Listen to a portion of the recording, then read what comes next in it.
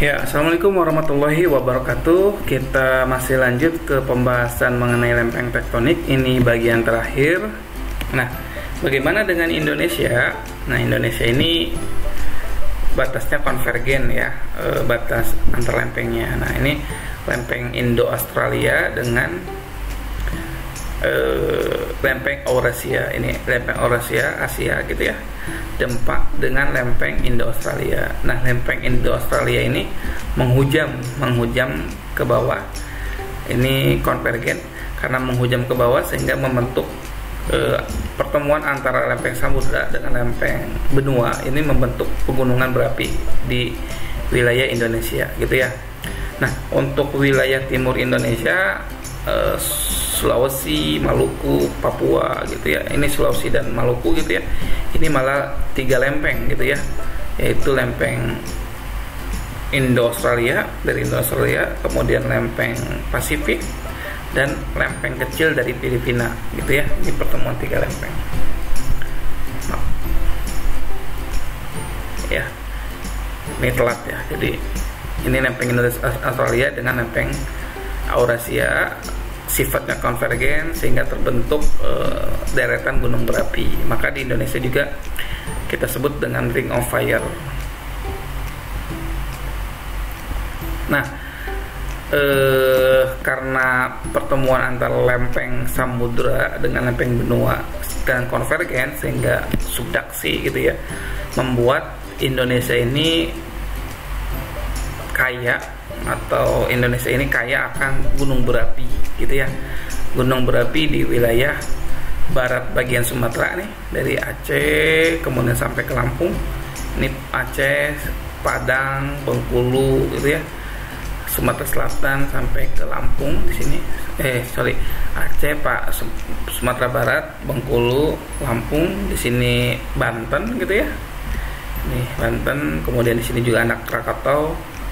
Kemudian Selatan Jawa juga banyak gunung berapi. Kita kenal Gunung Merapi, kemudian gunung-gunung lainnya ya di wilayah Jawa, kemudian Bali, NTT dan seterusnya. Nah, ini deretan gunung berapi ini terbentuk karena pertemuan antara lempeng samudra Indo-Australia dengan lempeng benua dari Eurasia.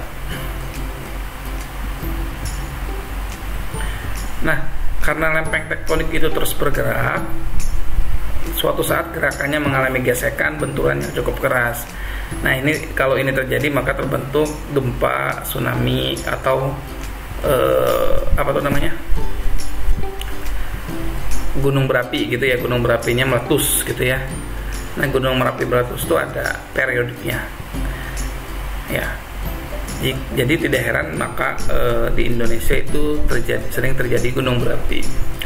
Lantas daerah Indonesia yang di Ring of Fire dipenuhi oleh gunung berapi terus terjadi gempa ini, apakah anugerah gitu ya? Ini juga merupakan anugerah. Kenapa? Karena gunung berapi itu kaya akan mineral, sangat subur daerahnya, kemudian potensi energinya juga besar, panas bumi dan lain sebagainya.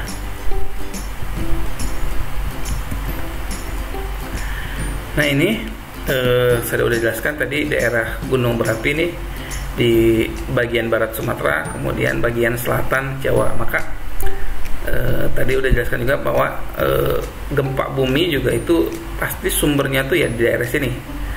Kalau nggak barat Sumatera, kemudian tsunami Aceh juga sama di sini di barat bagian Sumatera. Tsunami Pangandaran gitu ya, tsunami Yogyakarta juga sama di selatan Jawa. Jadi gempa-gempa itu sumbernya pasti ya selatan Jawa atau bagian barat Sumatera. Kalau di Indonesia gitu ya, tidak mungkin tsunami itu sumbernya dari utara Jawa, di Serang, Cirebon gitu ya, itu nggak mungkin gitu ya. Tapi kalau merasakan mungkin. Di Jakarta juga tidak mungkin sebagai sumber gempa. Tapi kalau merasakan efek gempa dari yang tempat lain itu mungkin, gitu ya. Nah, garis biru itu melambangkan batas tektoniknya, lempeng tektonik antara tadi Eurasia dengan Indo-Australia.